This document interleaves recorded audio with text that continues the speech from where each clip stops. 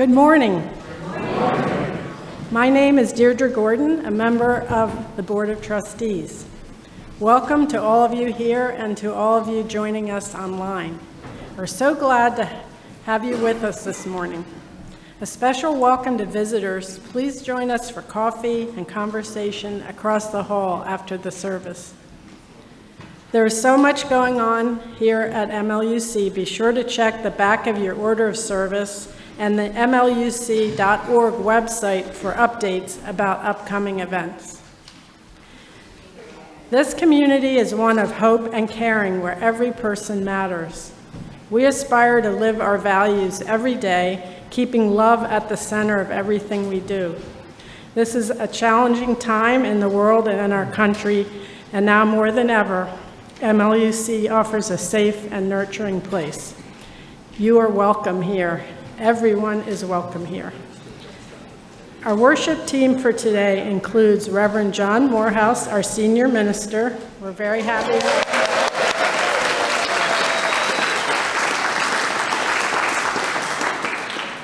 Dawn Star Sarahs-Borchelt, our director of learning and family ministries.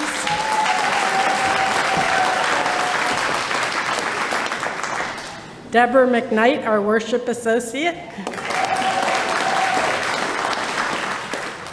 Music today is provided by the Bell Choir under direction of our music director, David Brown.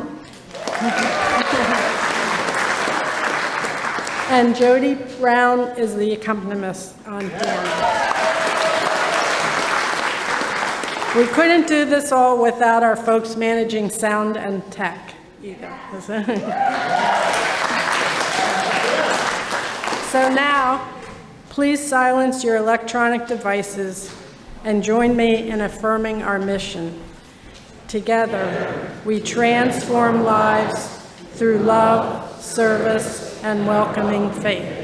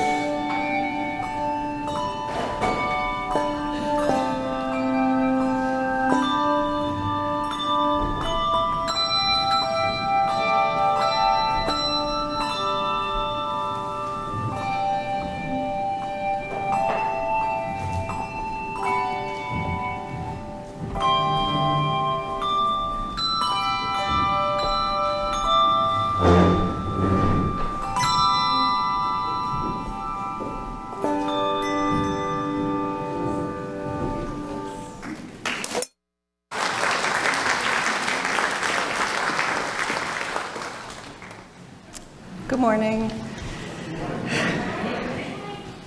With the words of Maya Angelou, we light our chalice today. I long, as does every human being, to be at home wherever I find myself. Please stand now in body or spirit to sing together hymn 123, Spirit of Life.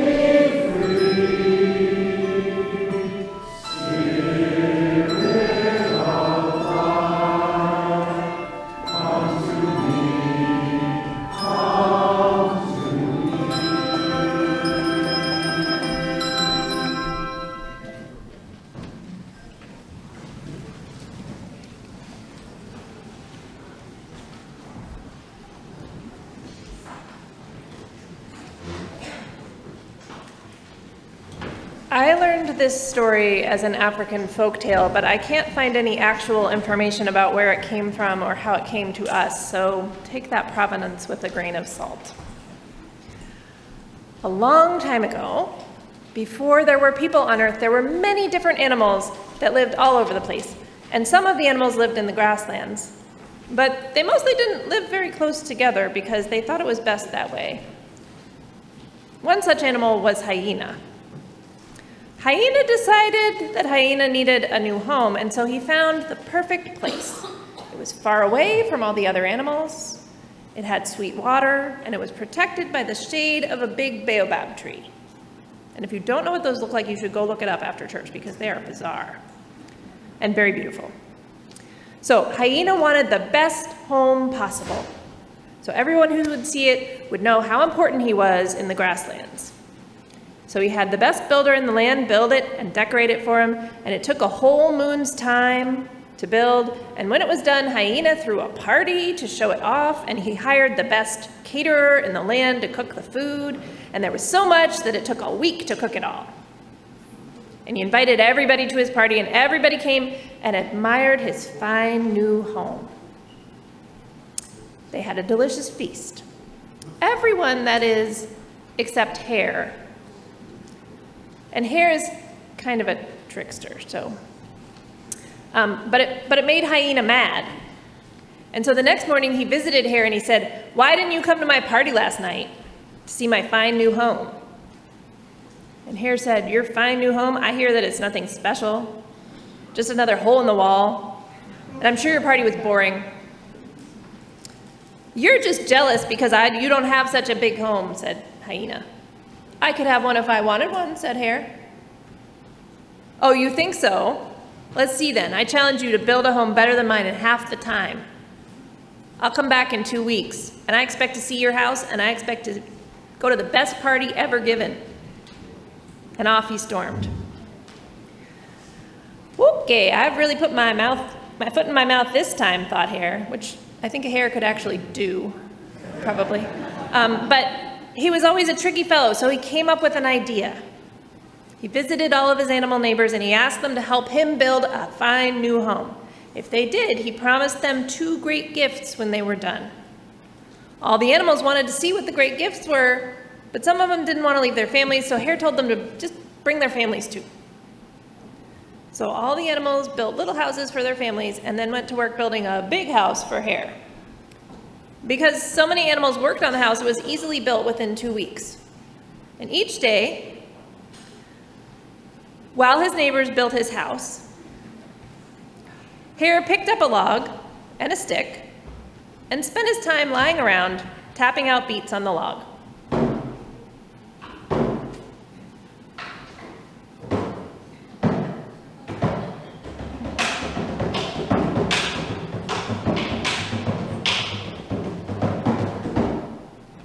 When hyena returned, he found a home in those 2 weeks that looked a lot like his house. And he asked Hare what made his home better. "Don't you have eyes to see?" asked Hare. "I don't just have a home, I have a village. Now all my animal friends live close by, and it's easier for us to visit and have fun together." So this was Hare's first gift, the village or the community. Hyena had to admit that it was very nice to have a community of friends nearby. But then Hare invited everybody to a party. And because there were so many people, so many animals in the village, no one of them had to cook the whole feast. Everyone brought the dish that they made best. The food was truly as delicious as what hyena served, but hyena wanted to know what made it better. Hare said, "Just wait." And he began to tap out on the log the rhythm he'd been working on while the others built his home. The beat was very catchy, and pretty soon others started tapping it out. And then Butterfly flew up and started moving her wings to the beat. And before you know it, everyone was making music and dancing.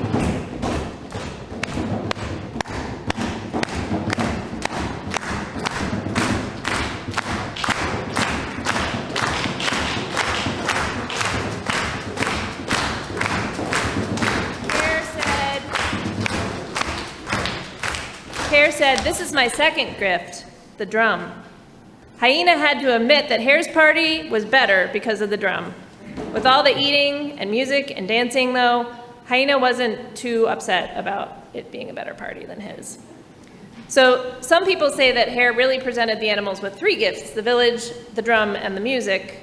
Some say music and the drum were the same gift, but Hare doesn't have an opinion one way or the other. I bet he enjoys the arguments. It's time for children and youth to go to their classes. Before you get up and before we start doing the music, I just want to say it's our first day of fall classes. So I would like everybody, no matter what your age is, to meet me out in the atrium. But just so you know, pre-K through 5th graders are going to be in a workshop room in the McGinnis room. Crossing Paths, which is 6th and 7th graders, will be upstairs in their usual wonder room. And 8th graders and up will be in youth group today because OWL starts next week, and there's a complicated OWL/youth group schedule that we'll work on later. So, let's go.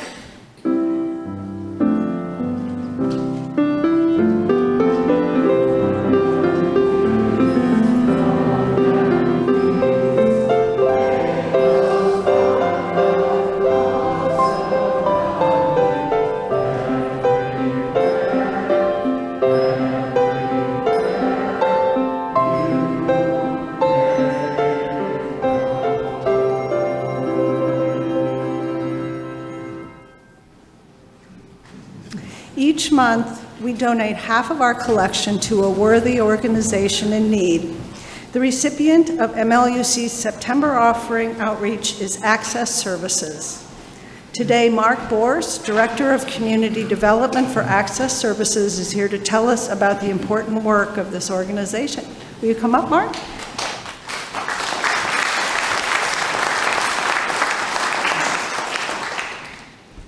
Thank you for having me today. This is a lovely service. This is just so good. I am grateful to be with you today. It's been good to get to know some of you over the past months as we have talked about ways that we can collaborate to address the needs of our neighbors who are affected by the twin crises of housing and homelessness. Access is a nonprofit human services organization that provides a variety of services to people living in the community. Mental health services, services to folks with disabilities, intellectual disabilities. That this also includes outreach to those living outside and assistance so that people can get back into housing. Your generosity has some very tangible results. First, it provides survival gear to people while they are facing the inherent danger and relentless hardship of living outside. We have an outreach team that covers all of Montgomery County. Last night, 600 people slept outside in Montgomery County. And so survival gear to those folks who are living outside. Second, your generosity provides essential items needed to begin living inside. Things like can openers or shower curtains, seemingly insignificant, but out of reach for those with severely limited financial means as they move inside. When we have somebody moves into a place, we do a housewarming. People bring things. They go on a registry, and I need the following things. And we usually pick out the throw pillows that really go with our decor. The people that we're talking about helping move in are so strapped financially that they can't buy for themselves even these simple things that we don't even think about as part of our house. They're just the sort of the things that we take for granted. And so your generosity allows us to provide those things for people when we help them move in. As an aside, I was moved by the collection of art expressing home in the room across the way. Sitting behind the issue of housing is the deeper need that we all have. To belong, to have a place that is home. I appreciate this reflective insight that you have here about this truth. Thank you again for your hospitality and your generosity. I'm looking forward to being with you in the second hour as well. I was here on Wednesday for lunch, and so I feel like I belong here now. So it's good to be back, and I'm looking forward to not only this service, but what follows. Thank you again.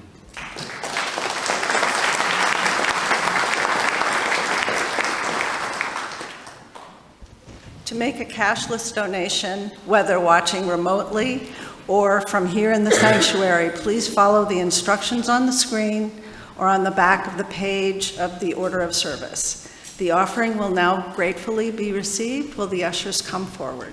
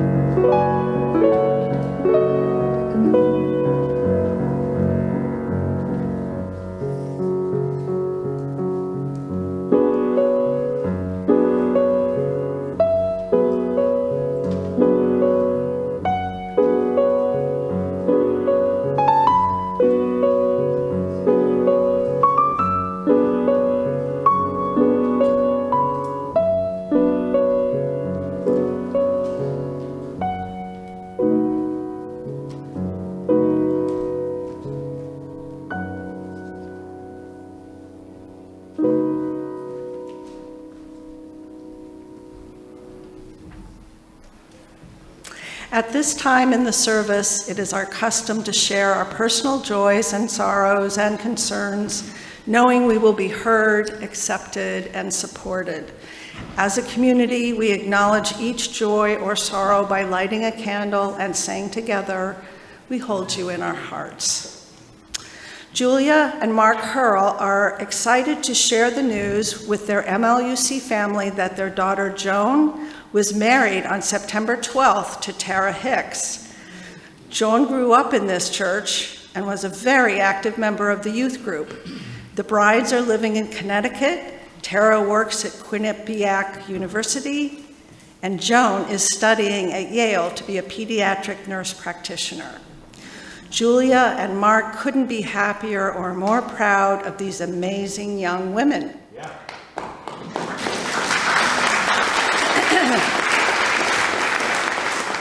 For Julia, Mark, Joan, and Tara, we hold you in our hearts. Jay Wiley wishes to acknowledge all the special angels of the congregation who reached out to him to wish him well and give him their support while he was going through his recent right hip replacement, which has meant so much and is gratefully appreciated. Jay said, "This is such an amazing group of wonderful people." For Jay and his special angels, we hold you in our hearts. Tracy Simpson asked that we please light a candle for Charlie Kirk, his wife and 2 young children, his extended family and friends, and his colleagues and fellow parishioners, that they all find comfort and peace. And for our leaders, that they be wise, prudent, and charitable in the coming days. When you see people being neither wise, prudent, nor charitable, and you will, pray that they are given grace and offer them yours as a down payment. Pray equally for those you love most and those you like least. For Charlie Kirk, all who cared for him, the people who witnessed the shooting, and all of us trying to be wise, prudent, and charitable in our interactions with others, we hold you in our hearts. Carl Stevens is lighting a candle of concern for Hare Nishikawa, who is recovering from a stent procedure to relieve a clogged heart artery at Paoli Hospital last week. For Carl and Hare, we hold you in our hearts. And let us light one more candle for those of us with joys or sorrows too deep to say out loud at this time. We hold you in our hearts.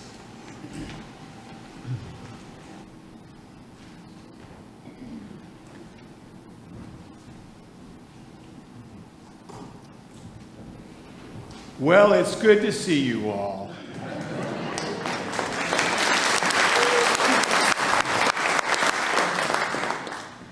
I realize that there's some people here who have no idea who I am. I'm John Morehouse, and I am the senior minister here, along with an incredible congregation, incredible leaders, incredible staff who've been holding this place together since my accident in July. The knee is coming along just fine, a little bit more torpedo leg for a while, but I should be fine. I want to acknowledge my beautiful partner, Frances, for all she's done. And I want to, thank you.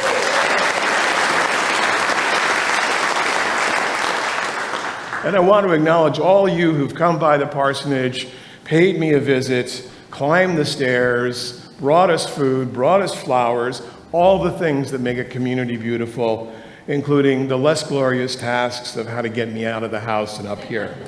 I really, really appreciate it. Thank you, thank you, thank you. I want to begin the service today, the worship and spiritual part of the service today, with a meditation. And so I'm going to invite you to settle back in your seats, if that's comfortable, and put your feet on the floor so you can connect with the earth. Let's breathe in deeply together the sweet air of the earth, and we breathe out. And we know that coming together like this is an act of sacred grace. We ask for that grace to be among us now, to infuse our hearts with some love, even as we are dealing with the fear and the anxiety and the pain of our world and our country right now. We ask for this amazing grace to be within us and among us as we touch those who are in our world, those in this community, in our families, our co-workers, our neighbors, those who are different than we are, those who think differently than we do. While we are dealing with the great pain of a country that is being torn apart with violence and discord purposefully, let us be the antidote. Let our grace be the antidote. Let us provide soothing balm to the world as it is right now, even as we ourselves are dealing with the struggles and the difficulties of our own lives. Let us remember that all people hurt. All people are dealing with some struggle in their life. People who are not like us. And we extend our loving grace. And let this feeling of grace for this moment that we have together go out from this place to all we know and all we don't know, with loving kindness and compassion. In all that is holy, we pray and we say amen. Amen.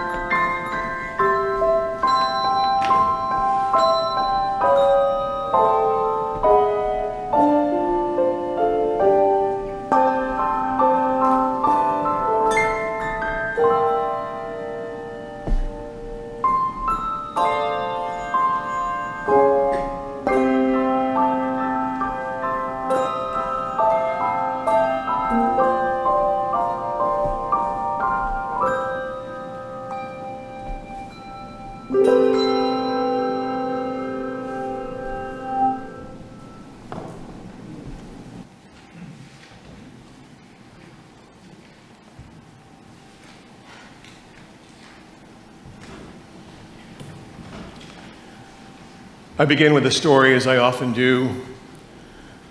This from a beautiful book called There Is No Home for Us. Maurice and Natalia had grown up in Washington, D.C. They fell in love as teenagers, and they married early on in their teens. They found a little apartment moving out of their parents' house in Southeast, and they had begun their life together.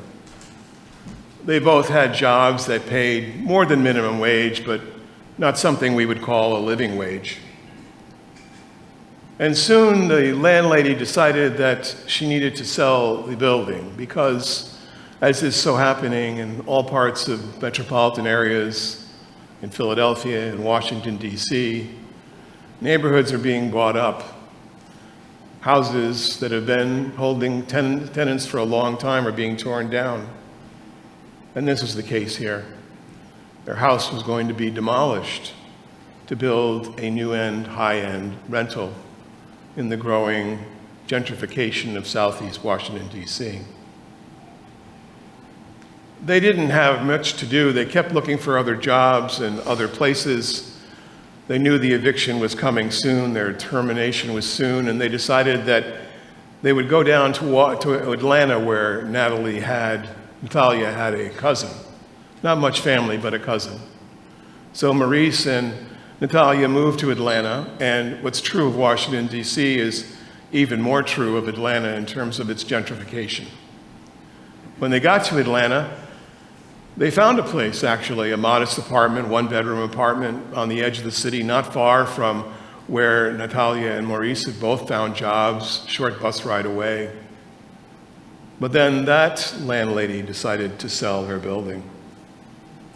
They moved again a little farther out of town to another place, as this often what happens with people who are unhoused, is they have to keep looking farther and farther away from the city center. They did find a place, but it was in really poor condition.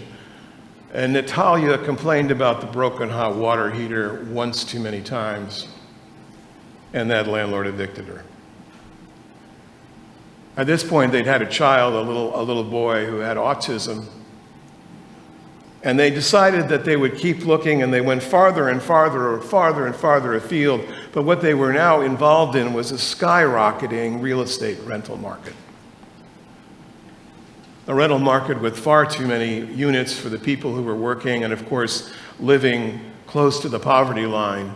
There was very little they could afford. They did find a small place, a one-bedroom apartment for all three of them, and then Natalia's brother came down to Atlanta and said, I don't have a place to stay, and so he slept on the couch. And then the landlady came to them and said, I just found out that your brother's dealing drugs. And so they lost their lease. Maurice also lost his job, and so at this point, Maurice said, I'm going to move down to Florida where I have a cousin and I'll send money back. And Natalia was left trying to find another place. This began a vicious cycle, as so often happens with people who are poor, involving a co-signing service that they had to involve. You can get your loan co-signed for an extra fee. Roach-infested apartments. And then the latest thing to happen with apartments that are being bought up by private equity firms is they've automated the evictions. It's a logarithm. If you're 2 days late, you're evicted. She kept trying to find places and went from one place to another, staying in motels in between, never really finding that one place where she could land. Now she was an hour away from her job at a call center. And she had a panic attack at a call center. And so her supervisor said, don't worry, we have a psychiatrist you can go see. And so she sent her to the psychiatrist, and the psychiatrist did an intake and said, well, you just need to cut back your hours to half-time. Don't worry about it. It's going to be okay because your job will still be paid. It'll be paid leave for the other half-time. So that's what Natalia did. But that's not the truth of what happened. She was just half-time. And she couldn't get her full-time job back. And it wasn't long before she joined the working homeless, what we call the vehicular homeless. She lived in her car with her child, And she roamed from place to place, parking lot to parking lot, trying to find one more place to spend the night. She desperately wanted and applied for one of the Section 8 vouchers, which the federal government gives out to a very limited number of people, a very limited number of vouchers that you can apply to those landlords that will take the voucher and have rent at 30% of your income. The only problem in Atlanta at that time, and today is still the case, the waiting list is 8,000 names long. It's 7 to 8 years. If you're poor in America and you're trying to find housing, it's not just that you're trying to find housing, but the prevalence of what poverty means and how people look at you differently, particularly if they're landlords, is really quite pronounced. Francis and I brushed up against this some years ago. We had sold our house in Connecticut. We were planning a move someplace else. We still had a little place in Maine. And we were going to try to find an apartment for a few years as we finished the work that we had to do in Connecticut. And so we entered the real estate market for rentals. Wow. That was an eye-opener. We looked at hundreds of apartments, and they were in terrible condition. Or they wanted half my paycheck, which was saying a lot. And at the end of the day, we found this little cottage on Long Island Sound, a little summer beach cottage. Not much to speak about, but it was a great location and the rent was right. And as we were sitting there and talking to the landlady, she does the credit check right there. She has her laptop, she pulls it up, you have to come up with a paycheck stub, and she does the credit check. And she's doing the credit check, she looks up at us with wide eyes and she says, "Wow, I've never rented to people like you before. Why don't you own a house?" And that's when it struck me. This is the reality. The reality for most people is they're suspicious of you if you're poor, and they're not likely to rent to you. Landlords often don't even bother to return phone calls, much less show people anything. What I learned from this is that there's a misconception about poverty and homelessness in America. And the misconception is, and I think many of us, and I know myself, I would put myself in this category, many of us think of the homeless as lazy or on drugs or somehow mentally incapacitated. And that is sometimes true. But that's not the reason they're unhoused. Those are exasperating symptoms of poverty and homelessness in America. The reason they're being unhoused is really quite simple. There just isn't enough housing, enough affordable housing. And that is the reality in America today. What I realized also is that there are so many people who are in the real estate business who are trying to cannibalize on decaying cities in America. I've seen this in Philadelphia. I've met people who are trying to salvage homes, trying to turn them around so that they could house people who need them, but it's a drop in the bucket. And if you drive downtown Center City or into Fishtown or northern Philadelphia, you'll see these houses are being torn down and high-end apartments are going up. And the thing that is really disturbing is that a lot of these houses that maybe even go into foreclosure are being bought by private equity firms that are then doing one of two things. They either tear them down immediately or they cannibalize them until they are ready to be torn down. And then they tear them down and put up high-end apartments. We've taken the right of owning a home or being sheltered even in America, and we have done what we've done with healthcare, and we've commodified it. We've commodified it. And the subprime mess that we all went through in 2008, anybody remember that? Yeah. That was cannibalizing real estate. That was putting people in homes they could not afford because they had chopped up the mortgage debt in such a way that all it would take is somebody else to deal with the problem later down the road. And of course, the whole thing came crashing down, which made it only worse for poor people. Last Sunday, Lloyd Cole told you a little bit about what we're going to be doing over the next 3 months or 4 months here at MLUC, that we're going to deal with the issue of being unhoused and poverty and homeless in America. And we're going to do this because we've realized that the time has come for us to take a more proactive and systemic stand towards the problem of homelessness in America. Amen to that.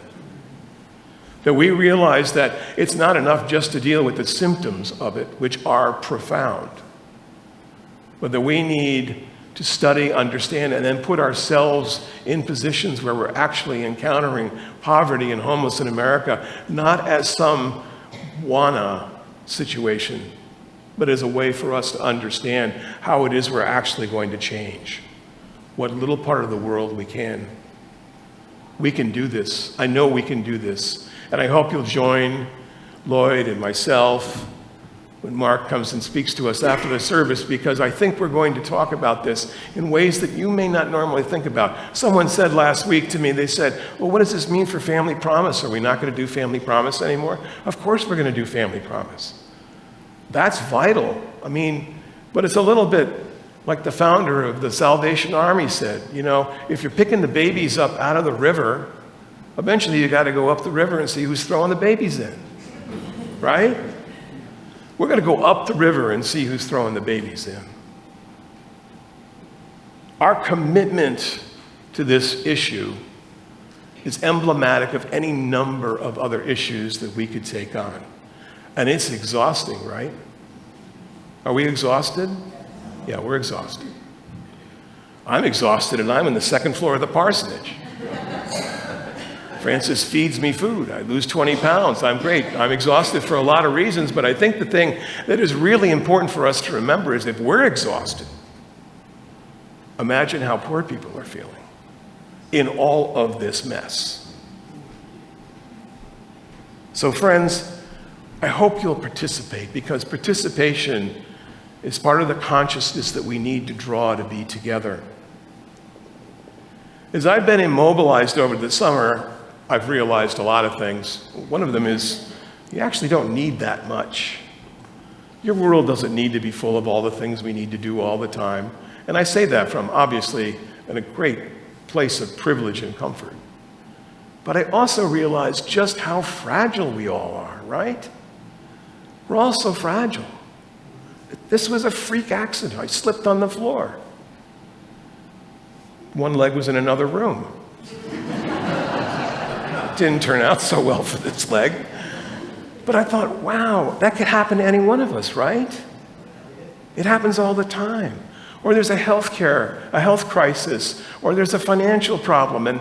And you know, you'd be surprised how many houses out here are a couple of paychecks away from not having the house. People are working really hard. Yes, there's a lot of wealth, I understand that, but all across this country, there are people who are right on the edge. Right on the edge. And I realize that in this vulnerability also lies, perhaps, our salvation. Because if we're willing to recognize that all of us are vulnerable and all of us have some part of us that needs to be held up and loved, and we realize that for anybody else, not always the people that we know, we're that much closer to changing our small bit of the world. And then you multiply that by the millions of communities that make up this country, and if you make a movement out of that, it will change the way we look at the world. I realize that we're more resilient than we think we are. I realized that this community, this congregation, not only has incredible resources, but incredible love. And when we say that love is the center of our faith, I'm talking about you. I'm talking about you and how you reach out to those people who are in need, and you do all the time, and I hear these stories constantly. Constantly. And it gladdens my heart. because I realize this is the way we are going to move beyond our present darkness. Housing security, as one issue among many, and there are many issues, is for me as good a place as any for us to do the good work. Because housing security, housing justice, is one of the ways in which we say we care about our neighbors. Can you hear me? And what we say about our neighbors says something to the larger worlds of which we're a part. Stable housing allows people to form relationships. It allows people to have a place they can call home, even a room that has a lock on the door. And we've created this crazy system of prove it until you're innocent, right? That keeps the unhoused unhoused. So how many times I've come across this in organizations that I've had the privilege to work with, where they say, yeah, you can be in this shelter. Sometimes they even give you a room that has a lock. But as soon as we find out you're doing drugs, you're out. But that's the problem. Who can ever get clean enough to reach this so-called moral bar so that they can have a place to stay? Why don't we do it the other way around? Why don't we give them a place to stay and then deal with the drugs and the mental illness and all the other things, right? It's not complicated. The problem is that with a system built on capitalism as we have here now, and I won't get too Marxist on you, but on the system that we have right now, exclusion is the norm, inclusion is the privilege. And this harms the excluded and those who are excluding. You learn that belonging and having a way into the privileged society is competition, not restoration. It's a kind of restlessness that just makes all of the burning of our country all the worse. We expend ourselves competing with other people instead of working with other people. So I'd like to start with a quick question. You knew the questions were coming back, right? And the question is this. Turn to your neighbor. If you'd like to do this, just give it a go. Turn to your neighbor. And the question is, what does home mean to you? And let's take just a few minutes to ask that question and hear from one another. What does home mean to you?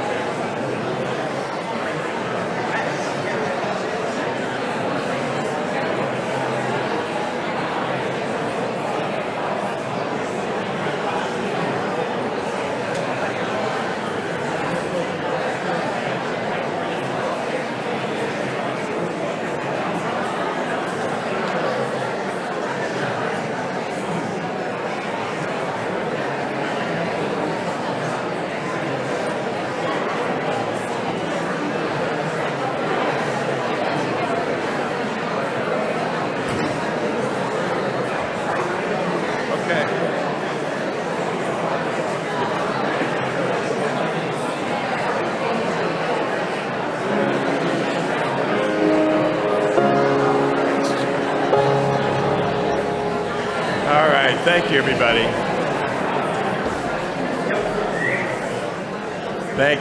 Thank you, everybody. I appreciate that. Francis warned me you've been away for a while. Don't talk too much. So I want to hear from you all first. Let's hear from folks. The ushers have got mics. Just raise your hand. What does home mean to you? Or share with somebody else what they said. Home to me is family. I'm very fortunate to have a loving family. I know I can depend on them, but I realize there are so many people that don't have that. Thank you. We said the same thing. Two of us said the same thing, one word, family. Good neighbors. Good neighbors in the back. Yes.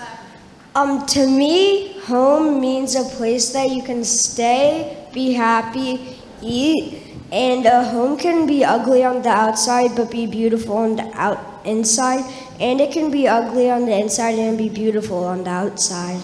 Wow. Thank you.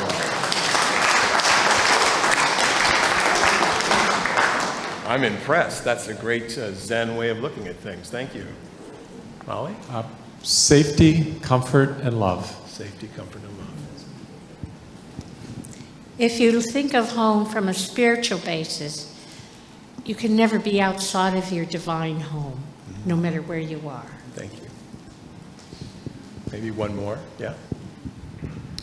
To me, home imbues one with self-worth. And that's something that unhoused folks are lacking, unfortunately. Right. Thank you. All right, here's another question, just a raise of hands. Who grew up around here? Yeah, that's kind of what I thought. You know, I've served, this is my fourth congregation that Francis and I have had the honor of serving, and I've never met so many people that actually grew up here. Or if I'm in some other part of the country, I find out you grew up here.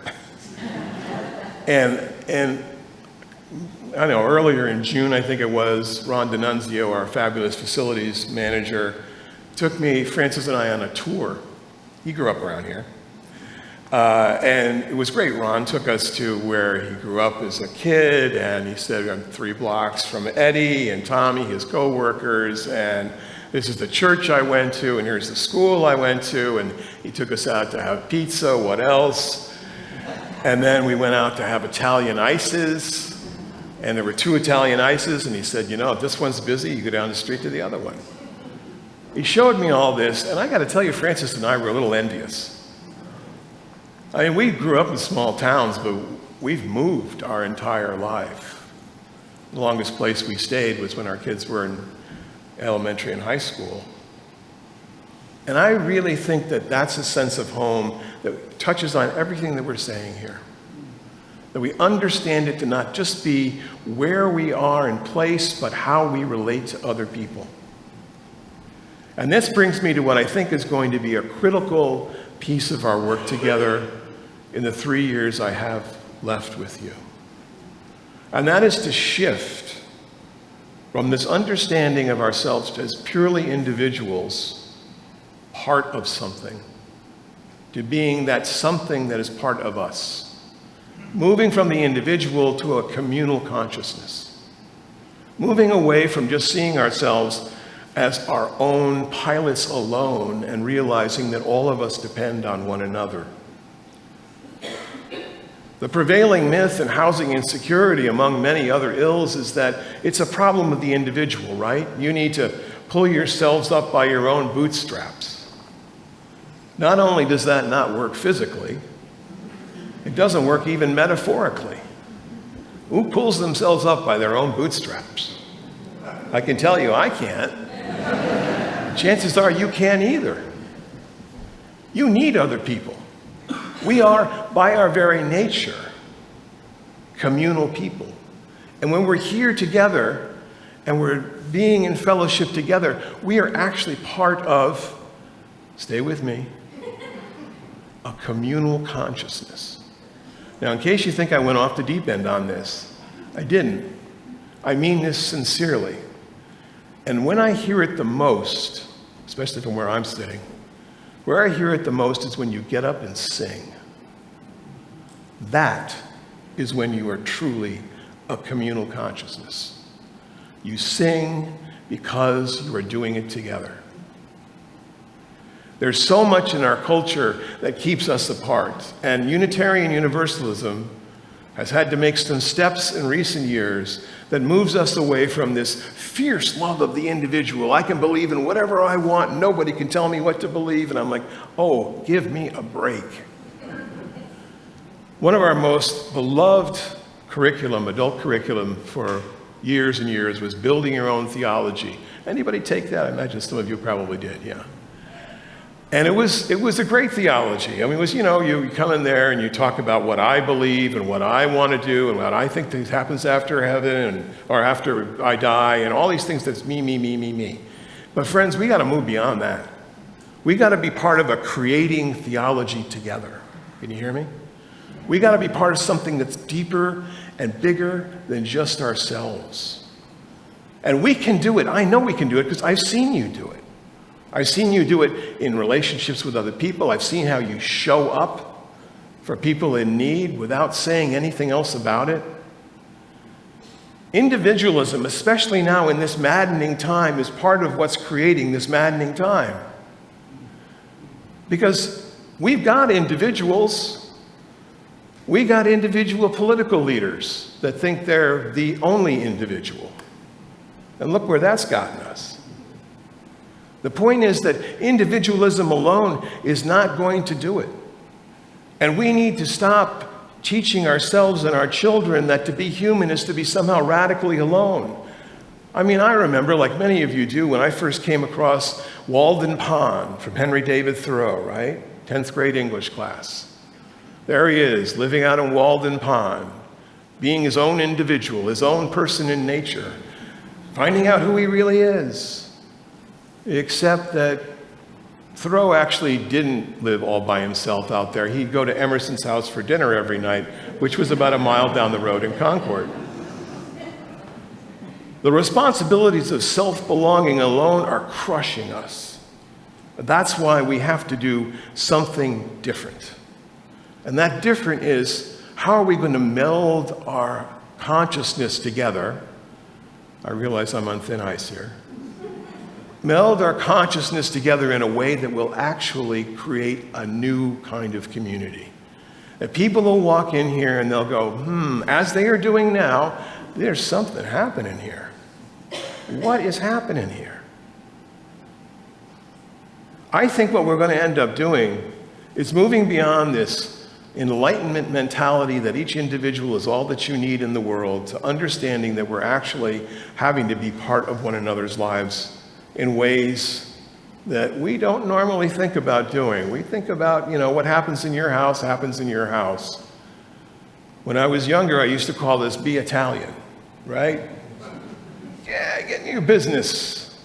Because that's how we connect with one another. We understand that we're vulnerable and we try to do something different. There's a persuasive and pervasive interconnectedness that makes us part of a community like this one. Can you hear me on this? Yeah. This is very important. We're going to need to move beyond individual beliefs. They're fine, but we need to find out what it is we believe together. They say in Africa, South Africa, and Central Africa, they have this Swahili term, Ubuntu. Ubuntu. Ubuntu is sometimes translated as I am because you are, and you are because I am. That's what I'm talking about. To look for the meaningful connections that move us into a rhythm of the collective that we didn't have individually before. That's the solution, friends, to the insanity we're living through right now. That's the solution. And I know that not everybody will agree with me on this, but I think if we try to practice this understanding of a communal consciousness, we will actually change the world, however small. But we won't be doing it alone. It'll be a movement. Because you yourself are not going to stop the tanks from rolling down the streets. Maybe you will for a while. What will happen is when we start thinking as a people on the ideals that made America great, that we still believe that they're there, that are beyond any one individual, right? It's not about discovering yourself anymore. I hope you've gotten that. No. if you have a problem discovering yourselves, come see me, we'll talk. But really what I want you to do is discover who we are. That's the point. It takes courage to be together. This is a sacred act. Here and online, it's a sacred act. It's late, and I'll close with a story. A true story. I met Charlie serving a church, won't say where. He was an African American. He was quite overweight. He came to us originally from an outplacement firm, a temporary firm. We needed a custodian, and he was the custodian. And he did a good job. Well, he did a good enough job. It was fine. I didn't really care. He was friendly. He was outgoing. He was really a sweet guy. And I realized that there was something that was missing in his life. And I would talk to him about it. He said, well, I'm separated from my wife, and we just had a little baby girl, and she was born prematurely, and my wife and my baby girl are living with her mother. And I said, well, where are you living? Oh, here and there. And then I realized that Charlie was living in his car, because I would show up sometimes in the morning and the car was parked there, and I thought, hey, Charlie's here early. See? Charlie wasn't there early. He spent the night there until he was getting chased off the parking lot by the police. Charlie, it turns out, was a part of the vehicular unhoused. He was living in his car. He was doing a great job. Until someone, and again, I won't say where this was, on the board of that congregation, discovered that Charlie had been formerly incarcerated. And he hadn't put that down on his employment application. He hadn't checked the box, as we say. The board met and they said, well, if he's in a trusted position, I don't know how we can do this. And I argued vehemently, it's just the reality. Let's not push on this. It's okay. But they decided, no, we had to terminate him. And my heart was broken. And Francis and I got together, along with some other people, as big a cash gift as we could get, and tried to find him a placement someplace else. That's another one of these spirals of poverty that incarceration brings to people. And as we sent him off, we were all crying. And I want to believe, because I never saw Charlie again, I want to believe that he was able to find a place. He was able to find another job and find a place and bring his wife and his baby girl back together. But I don't know that, because I lost touch with him, as one does lose touch with people in the real world in which we live, right? This point we're at right now, this nexus, this crossroads between all the things that are wrong in our country, can begin at a very personal and yet communal place. We can make the difference in people's lives. Really make a difference in people's lives. And that is why we have chosen this topic to focus in on. I see this as a flagship for what we are becoming as a congregation, as a community, as a consciousness joined together. My friends, we are at a critical hinge right now in my time with you in this 5-year ministry.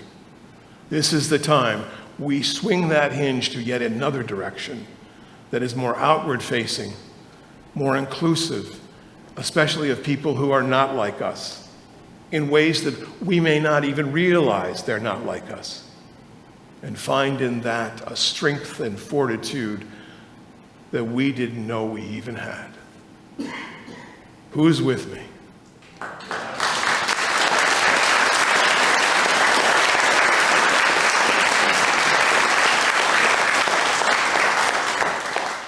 Let's rise in body or spirit as we sing together Blue Boat Home, number 1064.